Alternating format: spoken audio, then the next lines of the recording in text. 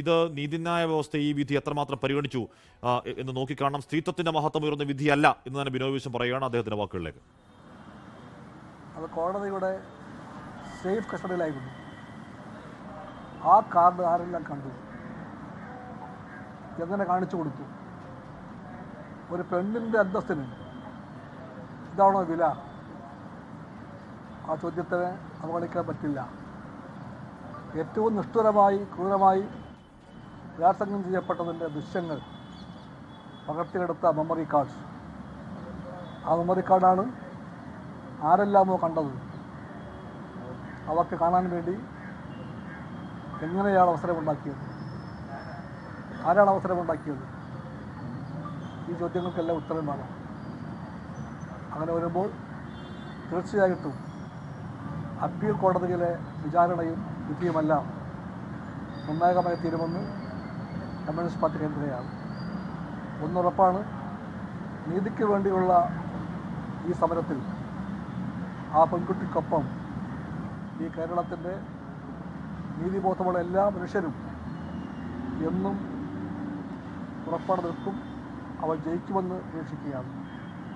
നിരാശപ്പെടാതെ, തളർന്നു പോകാതെ, കണ്ണീർ പൊഴിക്കാതെ അന്തസ്സുള്ള സ്ത്രീയെപ്പോലെ, പെണ്ണിനെപ്പോലെ അവൾ പോരാടുമെന്ന് കമ്മ്യൂണിസ്റ്റ് പാർട്ടി കാണുകയാണ്. വീണ്ടും ഒരു ചോദ്യം ബാക്കി വരികയാണ്, എന്താണ് ഒരു പെണ്ണിൻ്റെ മാനത്തിൻ്റെ വില? ആ വില ആരാ കൽപ്പിച്ചിരിക്കുന്നത്? ഈ വിലയൊക്കെ എത്രയോ തുച്ഛമാണ്.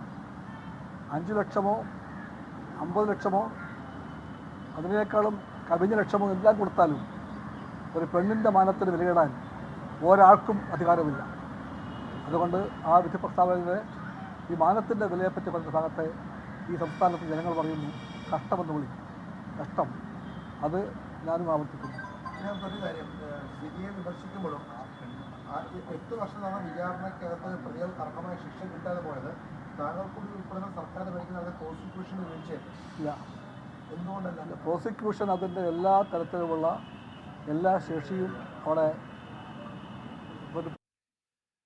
മെമ്മറി കാർഡ് എന്ന സുപ്രധാന തെളിവ് കോടതിയുടെ സേഫ് കസ്റ്റഡിയിലായിരുന്നു. അതങ്ങനെ പുറത്തേക്ക് പോയി എന്ന കാലാകാലങ്ങൾ ചോദിച്ചുകൊണ്ടിരിക്കുന്ന ആ ചോദ്യം ബിനോയ് വിശ്വം ആവർത്തിക്കുന്നു. പുറത്തുള്ളവർ കാണാൻ എങ്ങനെയാണ് അവസരമുണ്ടാക്കിയതെന്ന് ചോദിക്കുന്നു.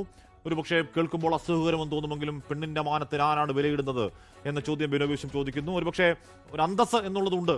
അത് ഈ പറയുന്ന രാഷ്ട്രപതിയിലേക്ക് കത്തടക്കം പോയതാണ്. മെമ്മറി കാർഡ് ഒന്നല്ല 3 ആവർത്തി തുറന്ന് പരിശോധിക്കപ്പെട്ടു. അതിന്റെ ഹഷ് വാല്യൂ മാറിയത് 3 പേരാണ് എന്ന് കണ്ടെത്തി. അത് ഏതോ ഒരു ഫോണിലിട്ടു എന്നതടക്കമുള്ള കാര്യങ്ങൾ ചില പുറത്തേക്ക് വരുന്നുണ്ട്. അപ്പോൾ അത് കണ്ടു എന്നുള്ളത് മാത്രമല്ല, അത് പകർത്തപ്പെട്ടോ, അത് പുറത്തേക്ക് പോയോ, ഏതെങ്കിലും കാലത്ത് അത് ഈ പറയുന്ന രീതിയിൽ ഏതെങ്കിലും ദുഷ്ടശക്തികൾ വൈറലാക്കുമോ തുടങ്ങിയ വലിയ വലിയ ആശങ്കകൾ അതിന്റെ പിന്നാലെ ഉണ്ട്. അതിൽ മറുപടി എന്ത് എന്ന് ബിനോയ് വിശ്വം ശരിയാവണ്ണം ചോദിക്കുകയാണ്. എന്തായാലും ആ പെൺകുട്ടിക്കൊപ്പം CPI അവസാന നിമിഷം വരെ നിൽക്കുന്നത് ബിനോയ് വിശ്വം പറയുന്നു.